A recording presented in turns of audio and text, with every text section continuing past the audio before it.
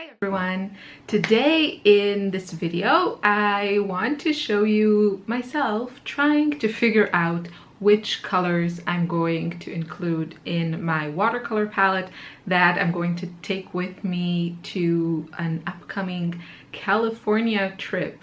So I filmed some of it and I'll explain exactly my kind of thought process and approach to this whole thing as we get into the actual doing part. But I also have to say a couple of things which are kind of connected.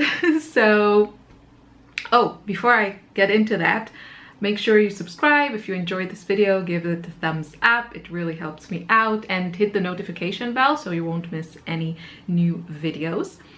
Also, I have a new workshop in my online school, and it's up for a special introductory price until July 9th. That's the last day, Tuesday, July 9th, 2019. So if you want to get the good deal on that, make sure you enroll before the sale ends. So let's get to business. So two things. You would think, you know, if I'm trying to assemble a color palette for California, that I'm trying to maybe really look for colors that are very, very close to the way things look there. And that is somewhat true. But the more I think about it, the more I understand that I love in other people's arts as well as my own sketches or paintings or whatever, when they have their own color palette. And I am completely not into like hyper realistic or even realistic sketching and painting. I really prefer more of kind of a sketchy or impressionism type of approach. And you can also see people like, you know, Alvaro Castagnet, I hope I'm not butchering his name, and a couple of his buddies that do that type of, you know, like street scenes in watercolor.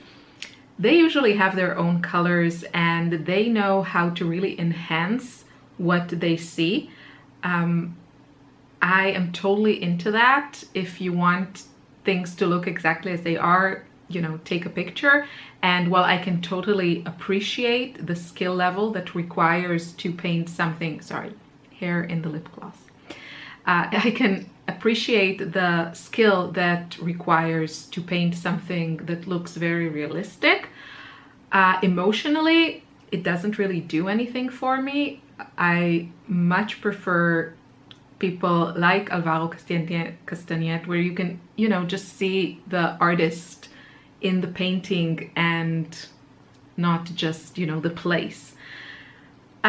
So I'm really thinking, you know, I should just choose colors that I love and put my own twist on whatever it is that I see there. Obviously, there are some, you know, kind of like typical things. Like when I think of LA, I think of the huge palm trees that you see everywhere. And obviously there's the sea. But I'm also thinking, you know, I'm just gonna go with like my favorite blues, my favorite turquoise, that sort of thing.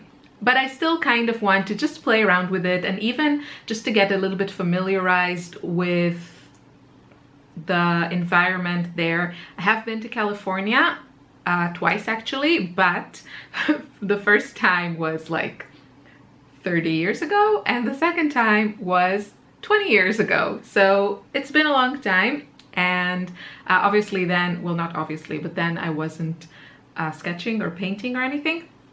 So this will be kind of the first time that I really hope, you know, I'm going with my kids, so I'm trying also to be realistic with my expectations and, you know, kind of accept the fact that I probably won't have as much time to sketch as I would like you to.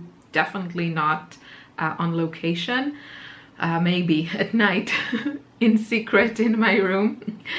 But yeah, I think this is just like an enjoyable process for me. So even if it turns out to be completely for nothing, it's still fun, and yeah, kind of a good way to get familiarized with whatever it is that I'm going to. Now, another thing, I will also be going to Disneyland, which is very exciting. I have been in the past, but this will be the first time with my kids, so I can only imagine like the joy in their eyes. I don't think they can even imagine such a place exists, right? I mean, until you actually go there, you can't imagine that it's really the happiest place on earth. So anyway, I'm talking way too much. Yeah, of course, I would love your input if you have painted on your travels, or, you know, you live in California. Let me know. I think probably a great idea would be also to go into an art store. A great idea. And maybe buy some more like watercolor brands that are local to the US or to California. I think Da Vinci is made in California, so that might be just a nice opportunity to pick up something more local, even though today everything is so global. So any tips or suggestions that you may have, I would love to hear them. And yeah, let's get to it. So the way that I decided to go about it was to just look online for some images that spoke to me. Again, I am positive that some of these are, you know, heavily edited in Photoshop, and I'm okay with that. Again, my aspiration here is not to be realistic. I want to find a color palette that I adore, and yeah, and then bring that, hopefully bring the views of whatever it is that I will see to my journal, and yeah, you know, just have my own take on things. So we'll see. Again, I'm pretty sure that I'm going to sketch and paint like way less than I would like to, but yeah, I mean, the focus is really to do this together as a family. It's probably like the biggest family trip we've ever had. And yeah, anyway, let's get into the watercolors, because that's what we're here for. So I'm just looking at my palette, and I'm already, you know, I don't really want to start with my whole collection of watercolors. I want to see what I have in my go-to palette, the one that I'm super familiar with, the one that I love every single color in it, and kind of see what looks like it would work for me and which combos I like. I absolutely am positive that I will be taking, you know, cobalt teal, ultramarine blue. But I guess I also would like to maybe add a couple of colors that I might not use as much regularly and are more characteristic of the view and the color palette of that place.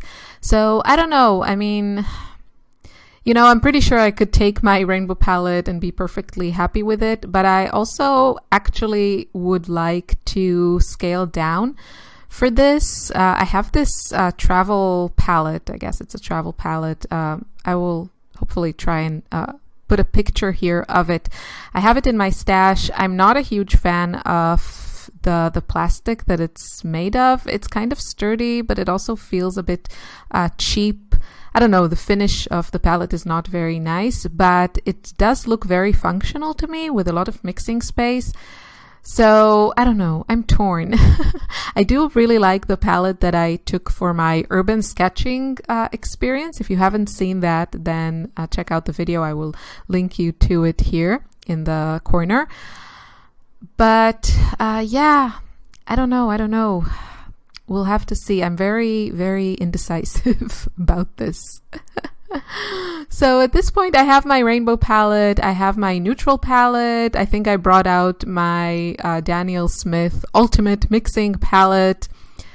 which I do like. I do think it's a really, really great, super versatile palette, but it still doesn't have some of the colors that I would consider kind of my signature colors.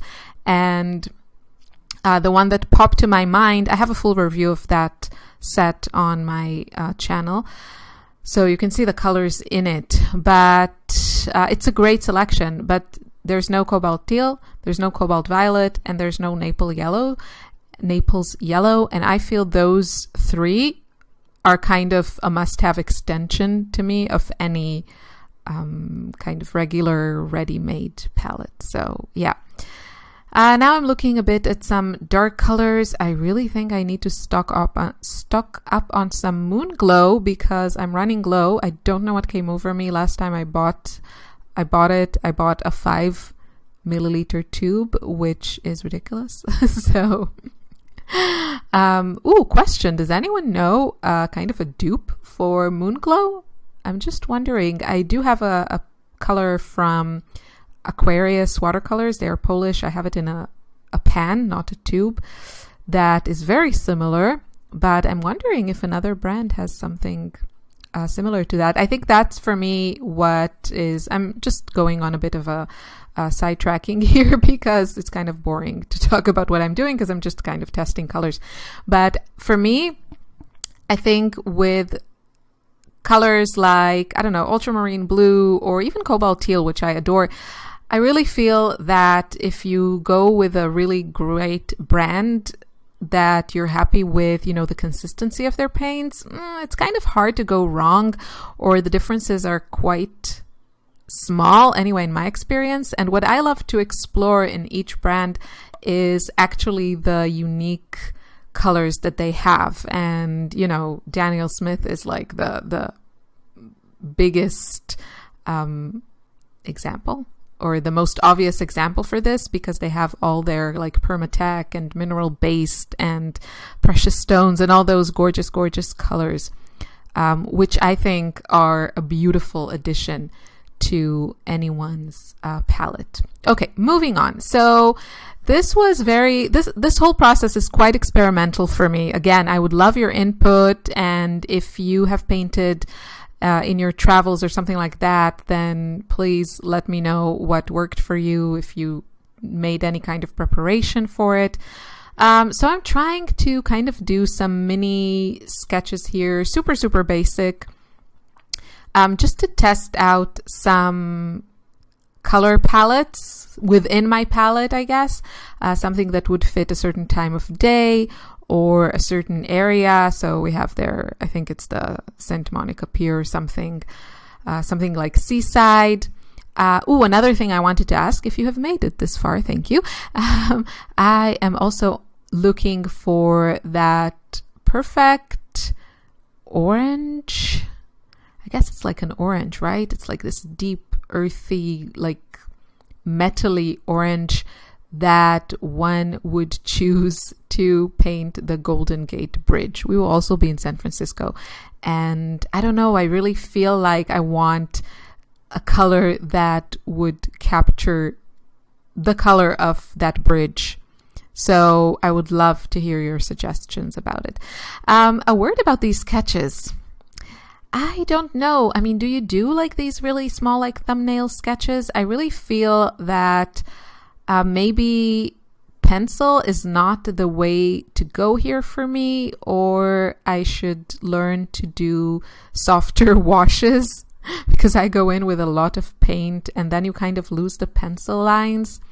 So not that it really matters. I mean, this is the goal here is to just see how colors look together. It's not about the result. It's not about the sketch. This is not going to be anything, you know, like a finished painting or something. This is really, really for practice. But I don't know, still I would like these to look better. So I think I probably have to work on my values here, or just do these sketches with black ink, because I feel like the lines get lost and I don't want to spend a ton of time going back and making these look better. But then on the other hand, I kind of still want them to look good. So I'm a bit all over the place, I'm aware. So my top sketch was supposed to kind of focus on daytime, somewhat foggy, sunny type of feel and look to it. Then the one that I'm doing now is the seaside.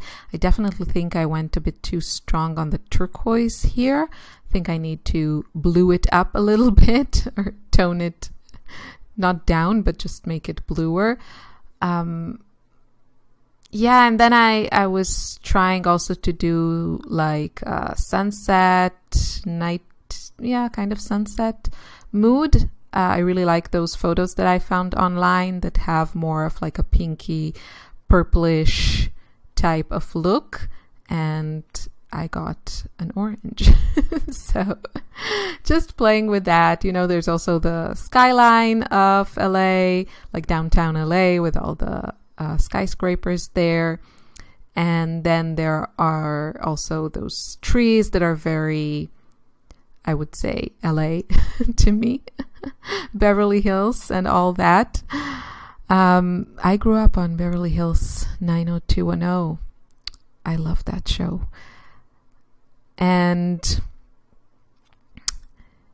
yeah, I'm just trying to play around with different looks here. So I don't know what I learned from this experiment. I really think that I will just grab some colors that I love and that are versatile enough that I can mix other, shades if I see something that I don't have. Obviously, when I use my palette, I also mix colors all the time. So, yeah, so this was a bit of a useless experiment. I don't know. I think the thing that I kind of took away from this was that I really need to learn how to make these little studies, whether they are for like value or composition or color schemes or whatever. I need to make them a little bit better and probably work on value. I'm guessing, like, looking at this, it doesn't stand out because it has a lot of midtones. So with the exception of that second from the top illustration or sketch that has more lighter tones, the rest seem to be with mostly midtones and very, very small areas that are very light and kind of non-existent areas that are dark. So I definitely know that's something I need to pay attention to. But I think this is also like a really fun way to just kind of get a feel for these places. Obviously, I would prefer to paint from my own pictures or, of course, on location when I actually go to these places. But this is a great way to try out some things so that when I actually get there, I have less work to do. Thanks for watching. See you in another video soon.